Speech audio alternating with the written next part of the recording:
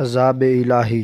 او خداوند، اتنا خوفناک علاقہ میں نے اپنی زندگی میں نہیں دیکھا۔ میں نے خوف زدہ نگاہوں سے اطراف کا جائزہ لیا۔ بے حد ویران و عذاب زدہ علاقہ، ویرانی اور وحشت پورے علاقے پر برس رہی تھی۔ لگتا تھا جیسے اچانک اس علاقے پر کوئی آفت آئی تھی اور لوگ پل بھر میں تہس نہس ہو گئے ہوں۔ سورج سر پر آ گیا۔ چونکہ سردیوں کا موسم تھا اس لیے یہ دھوپ بہت بھلی لگ رہی تھی، لیکن اس آفت زدہ علاقے میں ہر چیز آفت زدہ لگ رہی تھی۔ میں چند قدم آگے بڑھا تو میرے قدموں کے نیچے کچھ چرمرانے لگا۔ میں نے اپنے قدموں کی نگاہ دوڑائی تو میرے جسم میں عجیب سی خوف کی لہر دوڑ گئی۔ وہ انسانی ہڈیاں تھیں جو ہر طرف بکھری پڑی تھیں، اور نہ جانے کب سے بکھری پڑی تھیں۔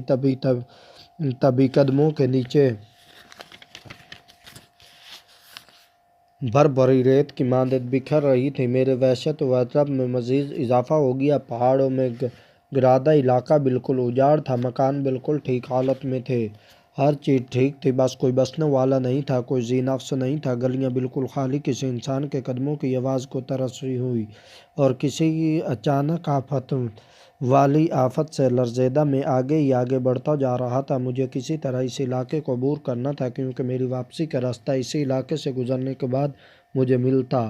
میں عجیب گورکھ دھندے میں پھنس گیا تھا۔ پیچھے سے میں ایک نہایت خوفناک جنگل عبور کر کے آیا تھا، جس میں کئی بار موت میرے قریب سے گزری، لیکن میری خوش قسمتی مجھے بچا لے گئی۔ لیکن اب اس علاقے کو عبور کرنا مجھے جوئے شیر لانے کے مترادف لگ رہا تھا۔ اے خداوند یسوع مسیح کے واسطے میری مدد فرما۔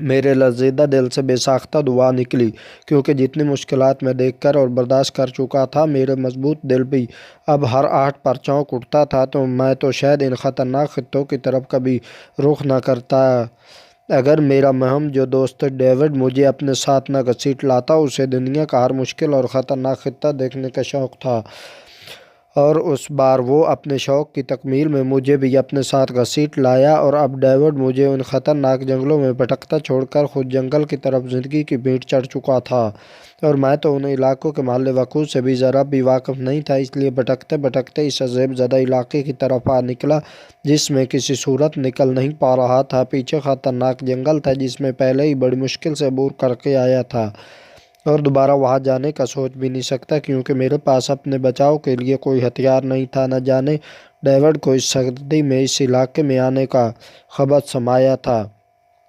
جب میں نے اس سے استفسار کیا تو وہ مسکرا کر بولا، یار، گرمیوں میں یہ جنگل جہنم کا منظر پیش کرتے ہیں، اتنی حبس کہ انسان دم گھٹنے سے مر جائے۔ میں اس کی طرف حسنگین نگاہوں سے گھورتا تو وہ چپتی ہنستی ہنس دیتا۔ یار، اس بار کچھ نیا کرتے ہیں، سردیوں میں جنگلات کو دیکھتے ہیں، وہ کیسے لگتے ہیں۔ ہمارے پاس سردی سے بچاؤ کے لیے مکمل انتظام ہوگا، اس لیے پریشانی کی کوئی بات نہیں۔ میں اس کی دلیلوں کے آگے بے بس ہو گیا۔ سچی بات تو یہ ہے کہ اس نے کچھ انداز سے ان جنگلات کی خوبصورتی کا نقشہ کھینچا تھا کہ دل میں ہراساں ہونے کے باوجود ہاں جانے کو تیار ہو گیا، اور نتیجتاً اب یہ دن دیکھنا پڑا تھا۔ میں چوکنا نظروں سے چاروں اطراف دیکھتا ہوا آگے بڑھ رہا تھا۔ دور کہیں پہاڑوں کی چوٹیاں سر اٹھائے کھڑی تھیں۔ میں چلتے چلتے تھک گیا تھا اور ایک دیوار کے سہارے سستانے کے لیے بیٹھ گیا۔ میرے پاس بس ایک چھوٹا سا سفری بیگ ہی بچا تھا، جس میں خشک خوراک اور پانی کی 1-2 بوتلیں تھیں۔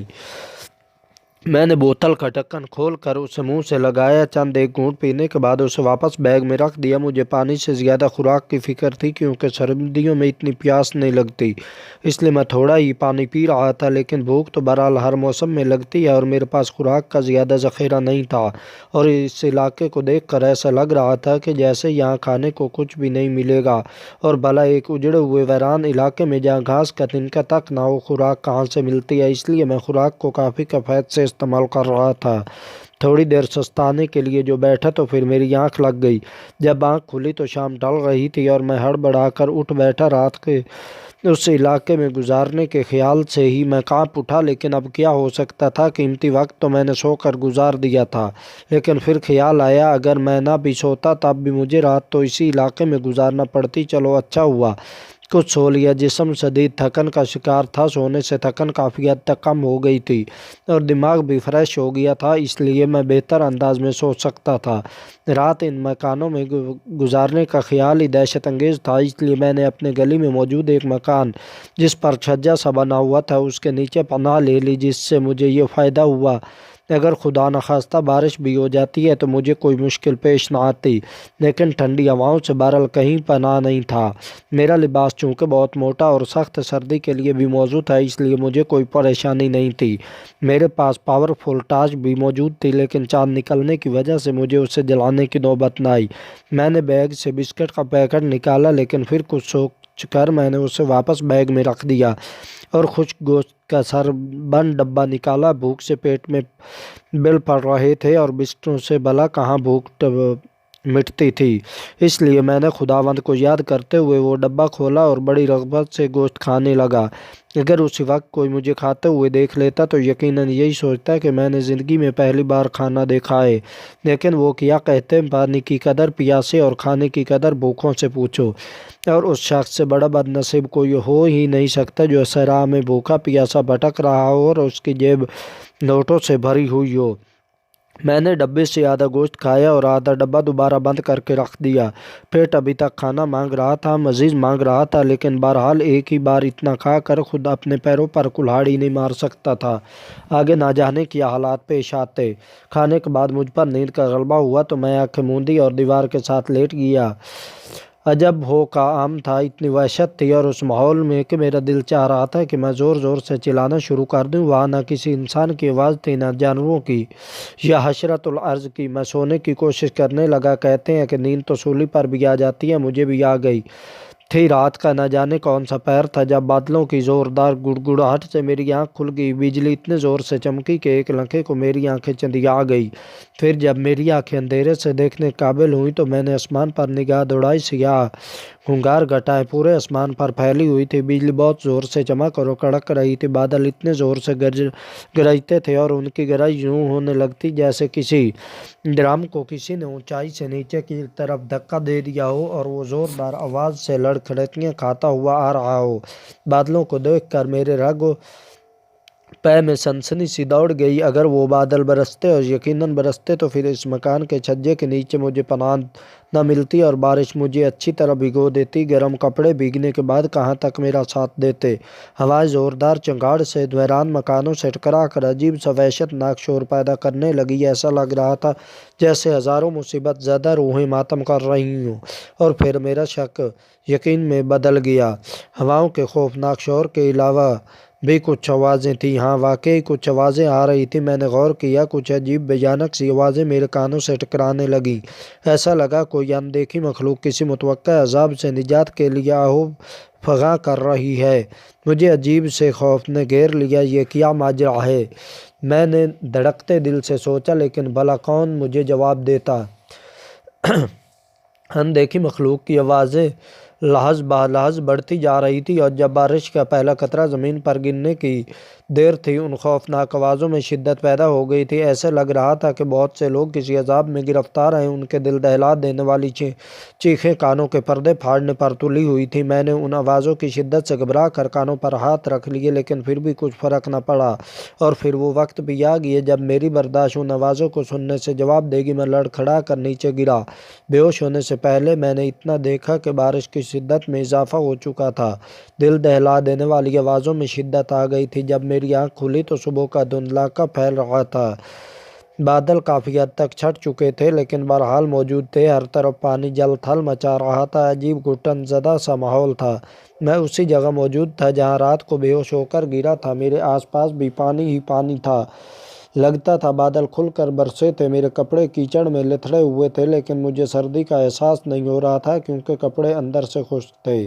اس لیے مجھے گو نہ گو اطمینان ہوا۔ بیگ کے ساتھ کچھ بچت ہو گیا تھا کیونکہ وہ بالکل دیوار کے ساتھ رکھا ہوا تھا۔ دوسرا، وہ واٹر پروف بھی تھا، اس لیے مجھے اس طرف کسی قسم کی کوئی پریشانی نہیں تھی۔ رات والا واقعہ ذہن میں تازہ تھا، لیکن دن کی روشنی میں اس کی ہیبت کچھ کم ہو گئی تھی۔ بھوک بھی بہت لگ رہی تھی، اس لیے میں نے فی الحال بسکٹ پر ہی گزارا کیے۔ اس کے بعد وہاں سے چل پڑا۔ چلتے چلتے دوپہر گزر گئی، لیکن وہ گلیاں ختم ہونے میں ہی نہیں آ رہی تھی۔ شیطان کی آنت جتنی لمبی گلیاں، مجھے اکتاہٹ اور جھنجھلاہٹ ہونے لگی۔ آخر یہ علاقہ کیوں ختم نہیں ہو رہا؟ لیکن میں کچھ نہ سوچ سکا۔ دوپہر ڈھل کر سپہر اور سپہر سے شام میں بدل گئی، لیکن گلیاں ختم ہونے کو نہ آئیں۔ اسی پریشانی میں دن کا کھانا بھی نہیں کھا سکا۔ سارا دن چلنے کے باعث اب بہت تھکن اور بھوک محسوس ہو رہی تھی۔ پھر کسی دیوار کا سہارا کسی مکان کے چھجے کے نیچے گزارنا پڑی۔ مجھے یہ سوچ کر وہی وحشت ہو رہی تھی۔ میری ہمت ختم ہوتی جا رہی تھی۔ راستہ نہ ملنا تھا نہ ملا تھا۔ کہار کر ایک مکان کی دیوار کے ساتھ ٹیک لگا کر بیٹھ گیا۔ میرے سر کے تھوڑا سا اوپر ایک کھڑکی تھی جو بند تھی، لوہے کی سلاخیں اس میں گڑی ہوئی تھی اور کھڑکی سے کچھ اوپر چھوٹا سا شیڈ آگے کو نکلا ہوا تھا۔ بادل چھٹ چکے تھے لیکن اب ہلکی ہلکی دھند پڑنا شروع ہو گئی تھی۔ بیگ سے بچا ہوا گوشت کا ڈبہ نکالا اور کھانا شروع کر دیا۔ 2 دن ہو گئے تھے مجھے اس ویران علاقے میں بھٹکتے ہوئے، لیکن مسلسل چل چل کر بھی اس علاقے سے نہیں نکل سکا تھا۔ ایسا لگ رہا تھا جیسے کوئی مجھے ان علاقوں سے نہ نکلنے دینا چاہتا ہو۔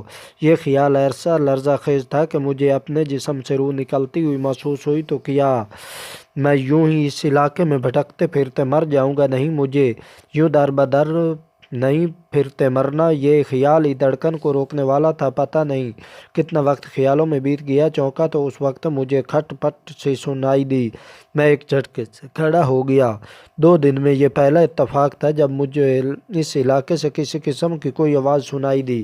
میں چوکنا نگاہوں سے ارد گرد دیکھنے لگا، پھر آواز سنائی دی۔ میں نے غور کیا تو اسی کھڑکی سے آواز آ رہی تھی جس کے نیچے میں بیٹھا ہوا تھا۔ ایسا لگ رہا تھا جیسے کوئی کھڑکی کھولنے کی کوشش کر رہا ہو۔ کافی دیر گزر گئی۔ میں دھڑکتے دل اور سانس روک کر ادھر ہی دیکھ رہا تھا۔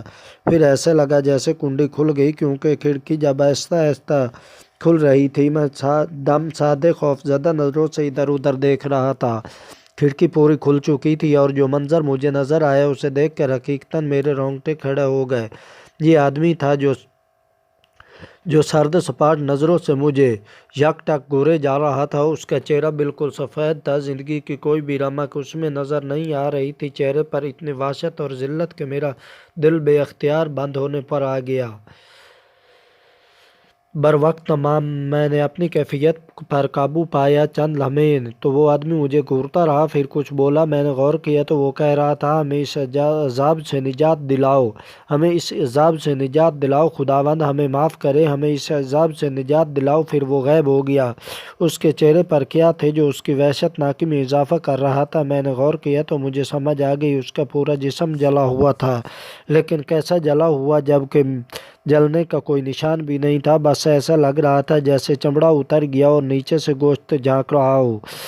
مجھے دوبارہ اسے سوچ کر کراہیت آئی، اور وہ کرسچن لگ رہا تھا کیونکہ وہ خداوند کہہ رہا تھا۔ ہر مسلمان خدا کہتے ہیں، میں خود بھی کرسچن ہوں۔ اس کے خداوند کہنے کے انداز سے ہی مجھے پتہ چلا کہ وہ کرسچن ہے۔ پتہ نہیں وہ کس عذاب میں گرفتار تھے اور میں انہیں کیسے اس عذاب سے نجات دلا سکتا۔ کیا وہ زندہ نہیں تھے؟ مجھے اچانک خیال آیا، ان کے چہرے سے تو نہیں لگ رہا تھا کہ وہ زندہ ہیں یا ان کی زندگی کی کوئی رمق ہے۔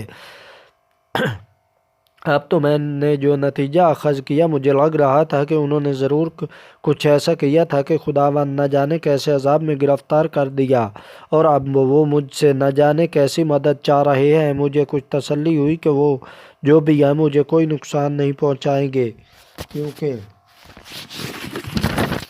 وہ اگر انہوں نے مجھے کچھ کرنا ہوتا تو بہت پہلے کر چکے ہوتے۔ اچانک مجھ میں تجسس جاگ اٹھا۔ میں نے فیصلہ کر لیا تھا کہ ان مکانوں میں ضرور جاؤں گا اور حقیقت جان کر رہوں گا، اور ویسے بھی مجھے لگ رہا تھا کہ جب تک مجھے حقیقت کا پتہ نہ چلے گا یا جس کی قسم کی مدد چاہ رہے ہیں اگر میں نے نہ کی تو وہ ایسے باہر کا راستہ نہیں ملے گا، اور میں بھوک اور پیاس سے آنتڑیاں رگڑ رگڑ کر مر جاؤں گا، کیونکہ مجھے پتہ چل گیا تھا کہ وہ جو کوئی بھی ہیں جان بوجھ کر مجھے راستے سے بھٹکائے ہوئے ہیں۔ وہ نہیں چاہتے کہ اس علاقے میں ان کی مدد کیے بغیر جاؤں۔ میں نے دل ہی دل میں یسوع مسیح کو یاد کیا اور ان مکانوں کی طرف قدم بڑھا دیے۔ ایک قدر پختہ مکان کے سامنے وہ کھڑا ہو گیا اور دروازے کو ہلکے سے دھکیلا۔ ہلکی سی چرچراہٹ سے دروازہ کھل گیا۔ سامنے قدر پختہ صحن تھا اور 2 کمروں کے سامنے چھوٹا سا برآمدہ بھی تھا۔ صحن میں ویرانی سی برس رہی تھی۔ اندر جاتے ہوئے دل بہت خوف زدہ ہو رہا تھا، لیکن لیکن اس کے سوا میرے پاس کوئی چارہ بھی نہیں تھا۔ مشکلوں میں پڑے بغیر آسانیاں کہاں ملتی ہیں۔ میں آہستہ آہستہ چلتا ہوا برآمدے میں پہنچ گیا۔ چاند کی دھیمی روشنی کی وجہ سے ماحول کچھ روشن تھا، اس لیے سب تو اچھی طرح نظر آ رہا تھا۔ ابھی میں برآمدے میں کھڑا جائزہ لے رہا تھا کہ سامنے بنے کمرے کا دروازہ ہلکی سی کسی آواز کے ساتھ کھل گیا۔ میرا دل لرزا، لیکن میں نے خود پر قابو پا لیا اور دروازہ مکمل کھل چکا تھا اور سامنے ایک آدمی مجسمہ بنے مجھے ہی دیکھ رہا تھا۔ حیرانگی کی بات یہ تھی کہ اس کے چہرے پر وحشت کے آثار نہیں تھے اور نہ ہی اسے دیکھ کر میرا دل لرزیدہ ہوا۔ ہاں، وہ زندوں میں تو ہرگز شمار نہیں کیا جا سکتا تھا، کیونکہ اس میں زندگی کی ہلکی سی بھی رمق مجھے نظر نہیں آ رہی تھی۔ پھر اس آدمی کی آواز گونجی، اجنبی جوان، میں جانتا ہوں تم بہت پریشان ہو، اس علاقے سے نکلنا چاہتے ہو، لیکن یہ اس وقت ممکن ہوگا جب تم وہی کرو گے جو تمہیں کہا جائے۔ اس وقت وہاں عجیب و غریب آوازوں کی باز گشت سنائی دینے لگی۔ میں نے خوف سے مڑ کر پیچھے دیکھا تو اپنی جگہ ساکت رہ گیا۔ پورا صحن اور برآمدہ عجیب و غریب اور ڈراؤنے لوگوں سے بھر چکا تھا۔ پتہ نہیں وہ اچانک کہاں سے آ گئے تھے۔ ان سب کے جسم جلے ہوئے تھے اور عجیب سی وحشت ان کے چہروں پر نظر آ رہی تھی۔ میرے کانوں میں پھر اس آدمی کی آواز گونجی، پریشان اور خوف زدہ مت ہو اے اجنبی جوان، یہ سب تو خوراک عذاب میں گرفتار ہیں، تمہیں بھلا کیا کہیں گے؟ یہ لوگ جو تمہیں نظر آ رہے ہیں یہ زندہ نہیں بلکہ ان کی روحیں ہیں۔ مرنے سے پہلے ان پر عذاب الہی نازل ہوا تھا اور مرنے کے بعد ان کی روحیں اس اذیت کو بھگت رہی ہیں، لیکن انہوں نے ایسا کیا تھا کہ ان پر خداوند نے اتنا عذاب نازل کیا۔ میں نے ڈرتے ڈرتے پوچھا، اور آپ تو بالکل ٹھیک حالت میں ہیں، ان کی طرح ڈرتے اور وحشت زدہ نہیں ہیں، کیا وجہ ہے؟ بات یہ ہے اجنبی کہ میں مسلمان ہوں اور اس پورے علاقے میں واجد مسلم ہوں، بلکہ جب زندہ تھا اس وقت بھی انہوں نے بہت گناہ کیے۔ جب میں نے گناہ تو نہیں کیے لیکن انہیں روکا بھی نہیں، شاید روکا بھی تھا تسکین۔ جب انہوں نے مجھے جان سے مارنے کی دھمکی دی تو میں جان کے خوف سے خاموش ہو گیا۔ اگر میں چاہتا تو یہ علاقہ چھوڑ کر جا بھی سکتا تھا، لیکن میں نے وہ کبھی نہیں کیا۔ اور جب ان کے گناہ حد سے بڑھ گئے تو اللہ نے ان پر عذاب نازل کیا جس کی لپیٹ میں بھی آ گیا۔ جب خدا کا عذاب آتا ہے تو نیک بد سب اس کی لپیٹ میں آ جاتے ہیں۔ میں نیک ہونے کا دعویٰ تو نہیں کرتا، لیکن اللہ کے احکامات پر کافی حد تک عمل پیرا کرنے کی کوشش کرتا، بلکہ کبھی کبھار ان سب علاقے والوں کو سلام کی دعوت ٹکے چھپے الفاظ میں دینے کی کوشش کرتا، لیکن ان سب کو میری بات سمجھ نہ آتی۔